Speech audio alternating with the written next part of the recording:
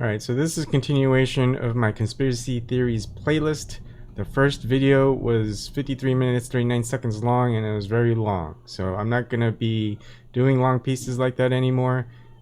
Besides, every 5 minutes or so someone's yelling at me and it's gonna interrupt this video, and I don't want to do it 20 times. So you're gonna have to deal with any background noise, a crying baby, yelling grandma, or yelling wife. So I want to continue on and just go to the point. So my videos, I want to try to make it at least under 10 minutes. The first thing is okay, who wrote the Bible? And if you ask anybody that, most of the time they'll probably say God, or I don't know, or they might actually give you a correct answer. And based on historical evidence of historians who look into the entire history of the Bible, and who originally wrote it, who translated it to different types of languages. And here's the other point, okay? Is the Bible literal? For people who believe in the Bible, and there's at least probably 2.2 billion people in this earth, in this planet, that believe in the Bible, that believe in the Christian, Catholic, a whole bunch of other, Bible can be broken down to different types of religions. But anyways, people don't take the Bible literally because they know that's not a reasonable way to look at the Bible.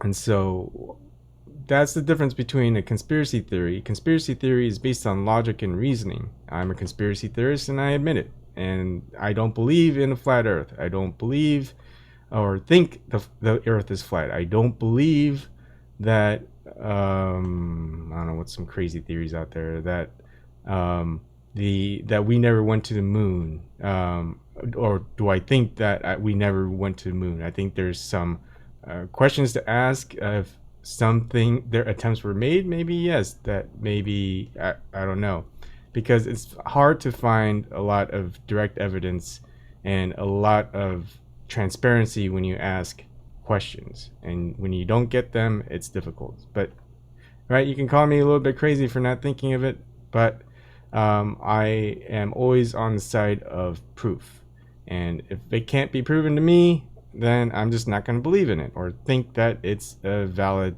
thing that happened in the past.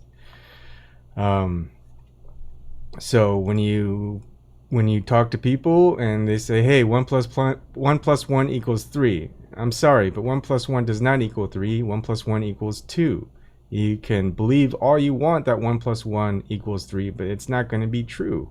That's the difference between a belief and a theory, I guess you can say. That until more data comes through that doesn't support that stance, then and can contest how you got to that endpoint, then you have to reassess, restructure your theory and try to make it so it's more possible than any other theory that's out there.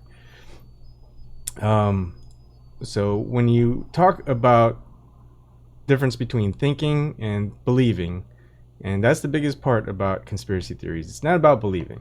It's not conspiracy beliefs. It's conspiracy theories. And when you talk about greatest thinkers of all time, they're not people who just pull things out of their ass and say it's because of God. It's because they have a way of thinking that you can follow their train of thought. They illustrate examples. They provide a source and how they think going from that point source, point A to point B, and that's because of their logical thinking process. And so when you talk about the greatest thinkers of all time, that's what they're doing. You don't really see any list of greatest believers of all time. Hey, who's the greatest believer of all time? Anyone could believe anything, and that could be the greatest believer. It's not about thinking. It's not about a logical process. It's not about 1 plus 1 equals 2. The greatest believers of all time can be the craziest people in the world. So when people say conspiracy theorists are crazy, well, I think conspiracy believers, or just believers in general, are crazy because they can say anything that's true and they have nothing to back up that claim. So when you talk about conspiracy theories, there's logical thinking process, there's sources, there's investigations, there's tests, there's experiments, there's a whole bunch of things trying to get you to understand that, hey, this is probably what's going on and not this. And just because someone you like, someone that's charismatic, someone who talks great, someone who you like, someone who you generally believe is honest and trustworthy, or because he says God said it and that's true or whatever, right? So that's the difference, thinkers and believers. So when we talk about WikiLeaks, you could type in everything that I do, and I'm going to put this in the description box below as sources. So one instance where WikiLeaks is fake, there's none. Right now, it's 100% true. So based on that, we're assuming that anything that comes out of WikiLeaks is honest and truthful, because there's many evidence that you could try to use to disprove WikiLeaks. All it takes is one email saying, hey, this is the actual email, this is what WikiLeaks put out, and WikiLeaks says, hey, this is the key that says, hey, this is a valid email that was sent out. And if that's untrue on both points, then okay, WikiLeaks isn't 100% true. You got a modicum of potential unbelievability that what WikiLeaks puts out is actually valid or not. You got a list of religions out there. So basically, anyone who believes in stuff without any valid claim, they're the majority. They're 99, 90%, whatever percent of the world's population. They're the majority, right? Conspiracy theorists are what, they call them the fringe, and that's reason why, because it's not a very popular thing. No one likes something that's not popular. You could say anything about religion, and people will say, okay, yeah, that's true. Yeah, God does believe in that statement. There's no such logical reasoning or that there is a God and that God supports that statement that you made, and where it can be tied down to that God is the one supporting that statement. Okay. And there's just more about, the global population projections and religion. And so it all boils back down to conspiracy theory. When you're talking about conspiracy theories and the difference between different people who talk about it, like, I don't agree with H.A. Goodman all the time. I think there's some things he could do that's better. When he talks about conspiracy theories, I think what he should be saying is conspiracy believers or conspiracy nuts or whatever. And that's the thing. I'm proud to be a conspiracy theorist. Proud to not be believing in things that I truly don't believe, because belief isn't a choice.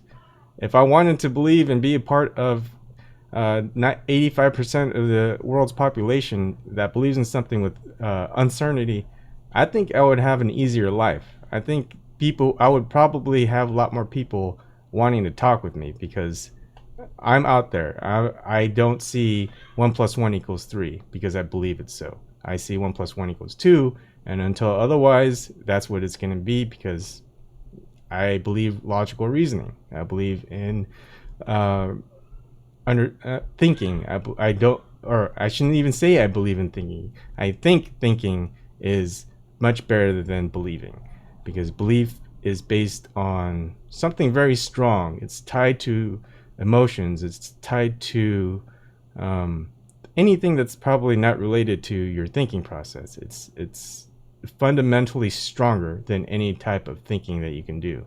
Someone who believes in something and someone who thinks of something, that person who believes in something is going to be more adamant about their stance than someone who thinks about something, because there's always a modicum of doubt with someone who thinks, and there's not going to be any doubt about anyone who truly believes. Okay, that's part 2 of conspiracy theories. I hope you enjoyed. Thanks.